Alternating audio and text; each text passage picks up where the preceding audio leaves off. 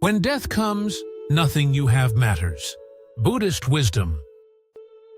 Some nights you lie in the dark and a thought hits you without warning. One day, I won't be here anymore. It's not just thinking, it's knowing. Your chest tightens. Something drops inside you. You start counting the things you have, the things you spent your whole life building, protecting. The house, the career, the bank account, the identity you've worked so hard to create. And then, with a certainty that cuts through everything, none of it can come with you. This isn't a video about philosophy. This is about the reality that each of us, whether we want to or not, will face. And the question isn't, will death come? We already know the answer. The real question is, how have I been living? The Buddha didn't teach about death to scare us.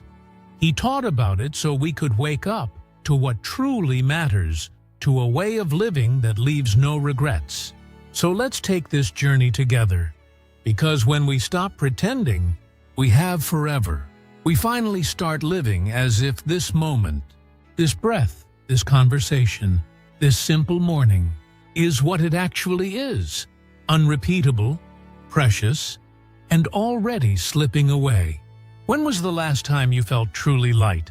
Not just happy for a moment, but genuinely light. Like you could breathe all the way down to your toes, like nothing was pressing on your chest? For most of us, that feeling is rare, and it's not because life is inherently heavy. It's because of what we've been carrying. Have you noticed something strange? The things we gather to be free are often what tie us down the most. We work for years to buy a house, our dream, our security, and suddenly we're worried about the mortgage, the repairs, the insurance. We lie awake thinking, what if I lose my job? What if the market crashes? The job you fought for becomes constant pressure. The image you've built, successful person, strong person, becomes a heavy mask you wear every day. The more you cling, the more afraid you are of losing. And here's what most of us don't realize. It's not the house or the job that exhausts you. It's the fear behind them. Every possession demands something from you. Not just money, but your energy, your attention, your worry. That mental space, that's your living time. Once it's spent worrying about things, you can never get it back to spend on life itself. We think we own things, but really, things own us. They occupy our minds more than we occupy them. And because we're so busy protecting what we have, we tell ourselves, when I retire, I will finally travel. When the kids grow up, I will spend time on what I really love. When I make enough money, I will slow down. Always later. We postpone happiness, postpone love, postpone meaning, because we think there's time. But death doesn't wait for you to be ready. It doesn't check if you've finished your to-do list. It comes when it comes, and everything you saved for later will simply never happen. The German philosopher Heidegger said we live in a kind of forgetfulness of death. We know we'll die, but live as if we were immortal. And this forgetting makes us waste what's most precious, the present moment. In the Anguttara Nikaya, the Buddha told his disciples to reflect daily. I am subject to death. I have not gone beyond death, not once a year, not when someone dies, every single day. Because only when you really feel that, do you see how fragile this breath is, how temporary this moment truly is. And when you see that, you stop living for later, you stop postponing what matters. Every time you worry about possessions, about status, you're losing a part of your presence. You sit at dinner with your family, but your mind is at work. You watch a sunset, but you don't really see it. You're alive, but not truly living. I'm not saying throw your possessions away. The Buddha advocated the middle way. But don't let what you have occupy your mind more than you occupy it, because when death comes, none of these things will matter. The house won't come with you. The title won't come with you. So, what does? That's the question we need to understand. And it leads us to something the Buddha taught that changes everything about how we see our lives. When people hear karma, they often think of cosmic punishment. That's not what the Buddha taught. In the Upajjhatthana Sutta, he said something profound. I am the owner of my actions, heir to my actions, born of my actions, related through my actions, and have my actions as my refuge. Whatever I do, for good or for evil, to that I will fall heir. I am the owner of my actions, not my possessions, not my achievements, my actions. Karma is the one thing that truly follows us. Our actions, words, intentions, shaping who we become. It's the mark of every action, word, and thought in the stream of consciousness. Cause and effect, playing out in the most intimate space. Your own mind. Every time you speak harshly, even if no one hears, something happens inside you. A trace is left, a small hardening. And if you do it again and again, it's not just a habit. It's who you're becoming. Every time you nurture resentment, even silently, it's shaping you. Your inner world becomes toxic. Every time you live selfishly, even with good reasons, your heart grows smaller. Your capacity for love, for connection, for genuine happiness, it shrinks. But the opposite is also true. Every time you give without expecting anything back, you're transforming yourself. Every time you're patient when everything in you wants to lash out, you're becoming someone with more strength, more wisdom, more freedom.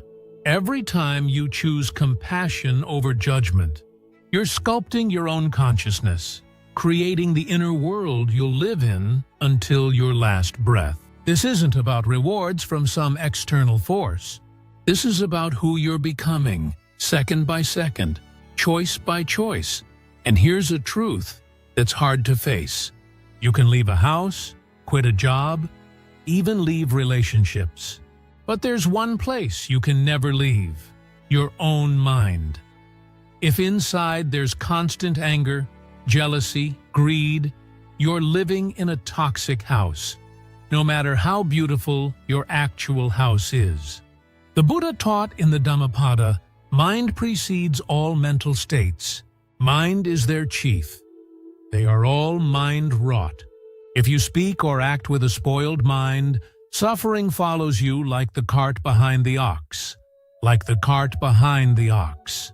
Wherever you go, it follows. This is why working with your mind is the most important work you can do, because this is where you live. This inner space is your constant companion, the only place you can never leave. And when death comes, the body falls away. Possessions drop. But the mind you've cultivated, that's what continues in the stream of karma. You're already living inside that mind right now, and that will be where you remain until your last breath. When you die, people will divide your assets. Lawyers will be involved. But there's another legacy, one that can't be divided or written in a will. The influence you left in people's hearts. A kind word you said 5 years ago. You probably don't remember it, but the person you said it to remembers. Maybe it came when they felt invisible, alone. Your words reminded them they matter. That memory might still be giving them strength. A moment when you were truly present, just fully there with someone, no agenda, just presence, might have saved them from despair. These things can't be measured, can't be priced, but they're more lasting than any possession. The philosopher Emmanuel Levinas wrote that ethical consciousness is a sense of infinite responsibility for the other. Your presence or absence affects others in ways you'll never fully know. That's the legacy that actually matters. Not the resume, not the bank balance, the mark you leave on hearts. That's the only thing worth spending a lifetime building. So now we understand what truly follows us. But how do we live with this understanding? How do we navigate a world that constantly tells us to accumulate, to achieve, to hold tight? That's where the real art of living begins. If we understand that possessions don't come with us but our actions do, how do we actually live? How do we let go without checking out? How do we care deeply without clinging desperately? Here's what most people misunderstand. Letting go doesn't mean not loving. It means loving without fear of loss. Think about how most of us love. We love someone, and immediately fear creeps in. What if they leave? So we try to hold tighter. We become possessive, controlling, anxious. And in trying to keep them close, we push them away. True love is different. It loves fully, deeply, without reservation. But it understands. This person is not mine. They're their own being. I can cherish them while they're here, but I cannot possess them. Does that make the love less? No, it makes it more. Because when you're not frantically trying to hold on, you can actually be present. The same is true for everything. You can work hard, but no success doesn't define your worth. You can care for family, but understand they don't belong to you. You can have goals, but hold them lightly.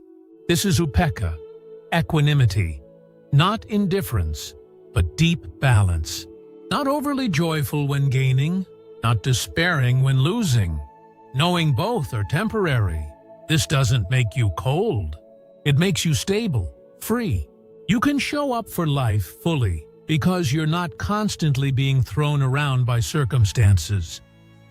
When you start to understand impermanence as a felt reality, something shifts. The person you're talking with, this might be the last time you see them. Today's dinner. There might not be another. This sunlight, this rain, this laughter, all impermanent, unrepeatable.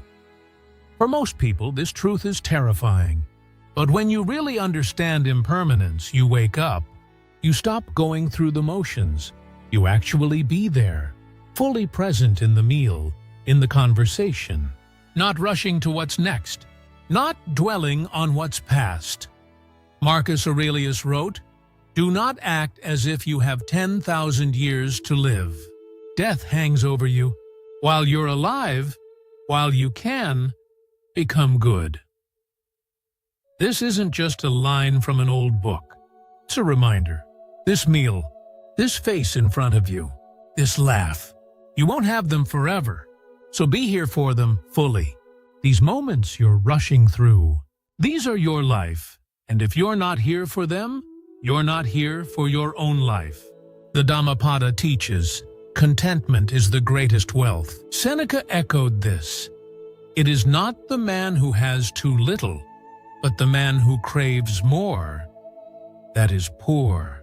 The truly wealthy person isn't the one who has a lot, but the one who needs little, the one whose heart is free from endless craving. Every desire you have is a rope that binds. The more you need, the less free you are. But when you need less, life feels lighter. You're not busy proving you're rich. You're free enough to actually live.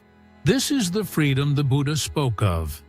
Not the freedom to buy whatever you want, but the freedom from needing to buy anything to be okay. The freedom of a heart that's genuinely content, genuinely at peace, genuinely free. And this freedom isn't something you achieve once and keep forever. It's something you practice, return to, discover again and again. Which brings us to the most important question. How do we actually practice this? The beautiful thing about the Buddha's teaching is he brings it back to something so simple. Anyone can do it right now, this moment. And more specifically, breath. The past is dead. The future hasn't happened. Only this moment is real. But we spend most of our time anywhere but here, regretting the past, worrying about the future. And meanwhile, Life is happening right here. And we're absent. We're sitting with someone we love, but our mind is at work.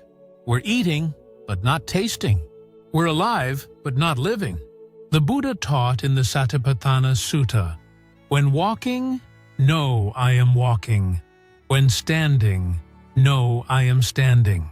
In short, wherever the body is, let the mind be there. Try it right now. Can you feel your body? The air on your skin? The sounds around you? Your breath? Were you aware of it before I mentioned it? Most of the time, we're not aware. We're lost in thought. And when you're lost in thought, you're not here. You're missing your life as it actually happens. But in that moment, when you become truly aware, suddenly there's no anxiety, no regret, just this, just life, simple and complete. This taste of deep peace. When the mind stops its endless grasping, this is like a glimpse of nirvana. Not some far-off heaven, but the freedom available right here, right now. In the Anapanasati Sutta, the Buddha gives the simplest instruction. Breathing in, he knows he is breathing in. Breathing out, he knows he is breathing out. That's it. Just knowing this breath, not controlling it, not making it better, just feeling it in and out. This isn't a relaxation technique. It's mindfulness practice. Being present with what's actually happening. The breath is always with you, always offering a doorway back to the present moment. And when you breathe with awareness, you realize this is all you have, and this is all you need. In this breath, nothing is missing. Now I need to tell you something hard. This path isn't easy. You're going to forget everything I've said. You'll have good intentions. Then life happens, and you'll be right back where you started. Lost in thought, anxious, clinging. You'll forget to be present. You'll get swept into craving, anxiety, anger. There will be days when you feel like you're making no progress at all. That's normal. That's the path. The Buddha himself took 6 years. Great masters practiced for lifetimes. This isn't a quick fix. This is a way of living. Every day, every hour, every breath. It's like learning an instrument. At first, it's hard, awkward. But you practice, and slowly it gets easier. Not because you're talented, but because you kept practicing. The first step is often the hardest. Each step after becomes a little lighter. Those who keep walking, even when it's hard, even when they stumble, they arrive somewhere different. They become freer, wiser, more at peace. Those who stop halfway stay stuck. You don't need perfection. The Buddha asked for sincere effort, for patience with yourself, for the willingness to keep beginning again. Just keep coming back to the breath. Keep coming back to this moment, because every time you do, something shifts. A tiny bit of freedom emerges, and gradually you change. Not into someone perfect, into someone freer, more present, more alive. When death comes, and it will come for all of us, you won't regret the things we spend so much time worrying about now. You won't regret not buying a bigger house or making more money. You'll regret the moments you weren't present, the evenings you spent worrying instead of being with family, the times you were physically there, but mentally absent. You'll regret the words of love you didn't say, the appreciation you felt, but never expressed, the forgiveness you withheld because of pride. You'll regret the seconds you lost worrying about things that didn't matter. The Buddha didn't teach us to abandon life. He taught us to truly live, without waste, without regret.